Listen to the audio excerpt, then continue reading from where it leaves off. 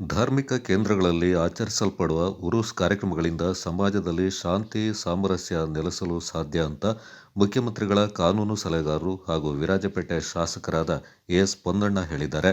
ನಾಪಕ್ಲು ಬಳಿಯ ಕುಂಜಿಲ ಗ್ರಾಮದ ಪೈನರಿ ದರ್ಗಾದ ವಾರ್ಷಿಕ ಉರೂಸ್ ಸಮಾರಂಭ ಕಾರ್ಯಕ್ರಮದಲ್ಲಿ ಪಾಲ್ಗೊಂಡು ಅವರು ಮಾತನಾಡಿದರು. ಎಲ್ಲ ಜನಾಂಗದವರು ಪಾಲ್ಗೊಂಡು ನಾಡಿಗೆ ಸುಖ, ಶಾಂತಿ ಹಾಗೂ ಸೌಹಾರ್ದತೆಯ ಸಂದೇಶ ಉರೂಸ್ ಕಾರ್ಯಕ್ರಮ ಒಳಿತನ್ನ ನೀಡಲಿ. ಸರ್ವಧರ್ಮದ ಸಹಬಾಳ್ವೆ ಎಂಬುದು ನಾಡಿನ ಒಳಿತಿಗೆ ಅತಿ ಮುಖ್ಯವಾಗಿದೆ. ದೇಶದಲ್ಲಿ ಎಲ್ಲರೂ ಕೂಡ ಅವರವರ ಧರ್ಮ ಪಾಲನೆ ಮತ್ತು ಆಚರಣೆಗಳನ್ನು ಸ್ವತಂತ್ರವಾಗಿ ಆಚರಿಸಲು ಬಿಡಬೇಕು ಎಂಬುದೇ ಈ ದೇಶದ ಸಂವಿಧಾನದ ಮೂಲ ಉದ್ದೇಶ ಎಂದರು. ಕಳೆದ 3 ವರ್ಷದಲ್ಲಿ ಮುಖ್ಯಮಂತ್ರಿ ಸಿದ್ದರಾಮಯ್ಯವರ ನೇತೃತ್ವದ ರಾಜ್ಯ ಕಾಂಗ್ರೆಸ್ ಸರ್ಕಾರ ಹಲವಾರು ಜನಪರ ಕಾರ್ಯಕ್ರಮಗಳನ್ನು ರೂಪಿಸಿ ಅನುದಾನವನ್ನು ಒದಗಿಸಿಕೊಟ್ಟಿದೆ. ಅದರಂತೆ ವಿರಾಜಪೇಟೆ ಕ್ಷೇತ್ರದಲ್ಲೂ ಕೂಡ ಹಲವಾರು ಅಭಿವೃದ್ಧಿ ಕಾಮಗಾರಿಗಳು ನಡೆದಿದೆ. ಮುಂದೆ ಕೂಡ ಕ್ಷೇತ್ರದಲ್ಲಿ ಹಂತ ಹಂತವಾಗಿ ಹಲವು ಕಾರ್ಯಕ್ರಮ ನಡೆಯಲಿದ್ದು, ಕ್ಷೇತ್ರದ ಅಭಿವೃದ್ಧಿಗೆ ಎಲ್ಲರೂ ಕೈಜೋಡಿಸಬೇಕೆಂದರು.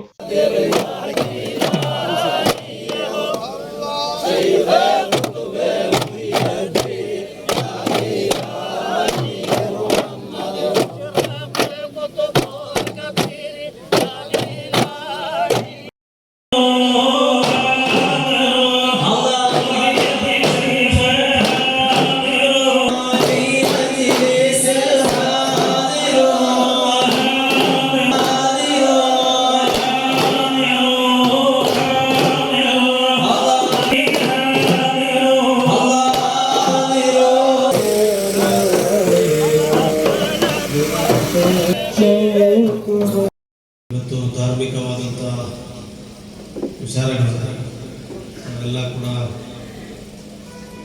ಚರ್ಚೆಯನ್ನು ಮಾಡಿ ಹಬ್ಬವನ್ನು ಆಚರಣೆ ಮಾಡ್ತಾಯಿದ್ದೀವಿ. ಈ ನಾಡಿನ ಸಮಸ್ತ ಜನತೆಗೆ ನೆಮ್ಮದಿ ಮತ್ತು ಸಮೃದ್ಧಿ ಕರುಣಿಸಲಿ ಅಂತ ಎಲ್ಲರೂ ಕೂಡ ಸೇರಿ ಪ್ರಾರ್ಥನೆ ಮಾಡ್ತೀವಿ. ಅದು ಭಾಳ ಮುಖ್ಯ. ಈಗ ತಾನೇ ಕಾರ್ಯಕ್ರಮದ ನಿರೂಪಣೆಯನ್ನು ಮಾಡಿದಂಥವರು ಹಲವಾರು ಅಭಿವೃದ್ಧಿ ಕಾಮಗಾರಿಗಳ ವಿವರಣೆಯನ್ನು ನೀಡಿದ್ದಾರೆ. ಜನಪ್ರತಿನಿಧಿ ಅಂತ ಹೇಳಿದ್ಮೇಲೆ ನಾವು ಎಲ್ಲ ಧರ್ಮವನ್ನು, ಜಾತಿಯನ್ನು ಗೌರವಿಸಬೇಕು, ಪ್ರೀತಿಸಬೇಕಾಗಿದೆ. ಸಾಮರಸ್ಯವನ್ನು, ಸೌಹಾರ್ದತೆಯನ್ನು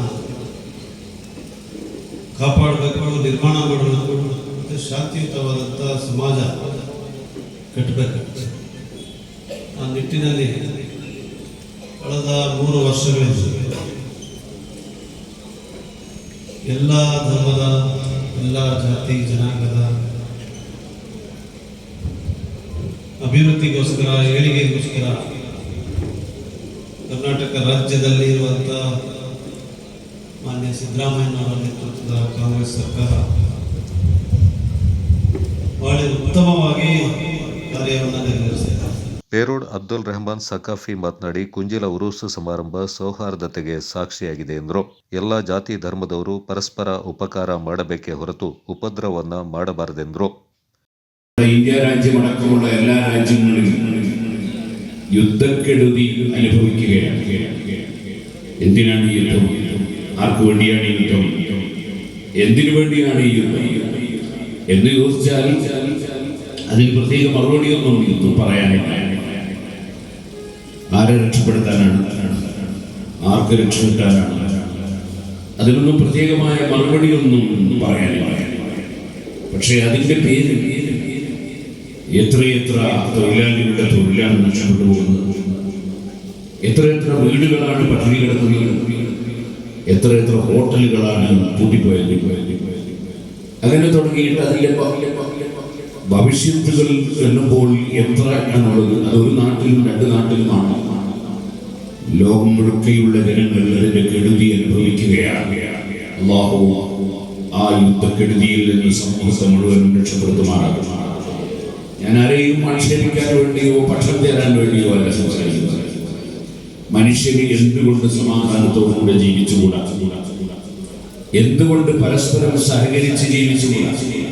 എന്തിനും ഒരു മനുഷ്യൻ വേറൊരു മനുഷ്യനെ ആക്രമിക്കണം? ಕುಂಜಿಲ ಪೈನರಿ ಮುಸ್ಲಿಂ ಜಮಾತ್ ಅಧ್ಯಕ್ಷ ಎಂ.ಎ. ಶೌಕತ್ ಅಲಿ ಅವರ ಅಧ್ಯಕ್ಷತೆಯಲ್ಲಿ ನಡೆದ ಕಾರ್ಯಕ್ರಮವನ್ನು ಪೈನರಿ ಮಸೀದಿಯ ಮುದರ್ರಿಸ್ ನಿಜಾರ್ ಅಹಸನಿ ಕಕ್ಕಡಿಪುರಂ ಉದ್ಘಾಟಿಸಿ ಮಾತನಾಡಿದರು. പ്രിയപ്പെട്ട ഇതര മതസ്ഥരായ സഹോദരങ്ങൾ, നമ്മുടെ പരിപാടി ഇവിടെ അവസാനിക്കുകയാണ്. വളരെ സന്തോഷം. ഇതിൽ അതിഥികളായി വന്ന പ്രിയപ്പെട്ടവർക്കും ആത്മീയ ಕಾರ್ಯಕ್ರಮದಲ್ಲಿ ಶಾಸಕ ಎಸ್ ಪನ್ನಣ್ಣ ಹಾಗೂ ಪೇರೋಡ್ ಅಬ್ದುಲ್ ರೆಹಮಾನ್ ಸಕಾಫಿ ಅವರನ್ನ ಪೈನರಿ ಸುನ್ನಿ ಮುಸ್ಲಿಂ ಜಮಾತ್ ವತಿಯಿಂದ ಸನ್ಮಾನಿಸಿ ಗೌರವಿಸಲಾಯಿತು.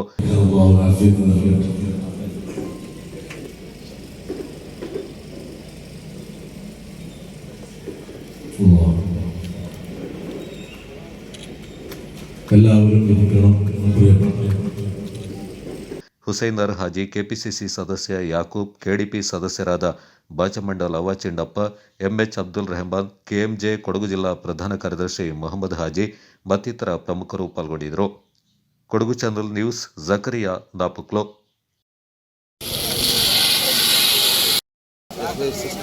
لا إله